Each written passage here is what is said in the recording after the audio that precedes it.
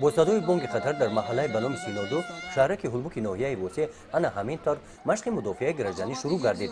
موضوع این مشق عملی هیئت رهبری کننده و قوای واسطه‌های مدافع گرجانی ناحیه هنگام باریدن باران‌های پی در پی آمدن سیل و زیر خوف ماندن حدود شهرک و جماعت دهاتی ناحیه بوسه میباشد.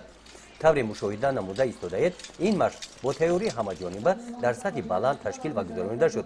مشق مدافع گرجانی از جانب شعبه حالت‌های فوق‌العاده و مدافع گرجانی خدمات‌های دولتی حدود ناحیه بوسه، تشکیلات اکسفام و اینچنین گروه‌های اختیاری نژادی جماعت‌های شهرک و دهات از روی نقشه معین گذشت. در اساس معلومات داده شده خدمات مدافع گرجانی ناحیه، کمیسیون حالت‌های فوق‌العاده، کمیسیون اواکواسیونی و نظام یگانه دولتی باید به پیشگیری و رفع حالت‌های فوق‌العاده به جای حادثه دعوت می‌شوند.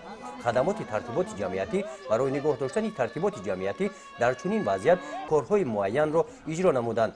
خدمات طبی برای رسانیدن کمک طبی به اهالی تدبیرهای ضروری را راه اندازی می‌نمایند.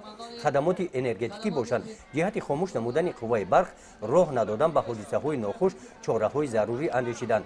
کارمندان خدمات سانیتاری و اپیدمیولوژی برای نگاهداشت اهالی از هر گونه بیماری‌های سرایتی و به‌ضررگردانی اهالی از اجرای کار خود با سربلندی برآمدند. در چنین وضعیت خدمات بایطوری برای کوچانیدن چاره‌های اهالی از جای حادثه به جای بی‌خوف و به‌ضررگردانی محیط از پنهان شدن بیماری‌های سرایتی چارها حاضر شدند. خدمات آتش‌نشانی برای رسانیدن کمک به اهالی ضرر دیده در مشق مدافع گرجانی از تمام امکانیت‌ها استفاده می‌نمایند. کارمندان این خدمات دولتی پیوسته چنین مشق‌ها را گذرانیده برای پیشگیری هر گونه خطرها آماده هستند. آنها نشان دادند که در شرایط خانه‌های بسیار روشنه هنگام سر زدن حادثه‌های سوختار تیار هستند اهالی را نجات دهند. با استفاده از تکنیک‌ها اهالی ضرر دیده را مسئولین خدمات‌های داخلدار در این مشق به نقطه قبول اواکواسیونی و جابجا کنی سفربر می‌نمایند.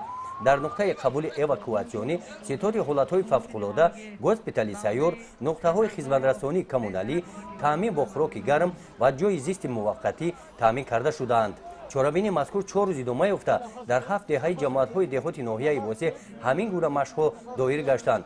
برای سهم ارزنده گذاشتن در برگزاری این چاره‌بینی مقامات‌های اجرایی حکومت دولتی ناحیه، جماعت‌های شهرک و دهات، ریاست کمیته حالت‌های فوق‌العاده و مدافع گرجانی ولایت ختلان، شعبه کمیته حالت‌های فوق‌العاده منطقه کولاب، تشکیلات بین‌المللی اکسفام، تشکیلات و خدمات‌های حفظ حقوق، آتش‌نشانی، طبی، معارف، سانیتاری و اپیدمیولوژی، بایطوری و اشتراکچیان فعال این چاره‌بینی با افتخارنامه‌ها قدر کرده شدند.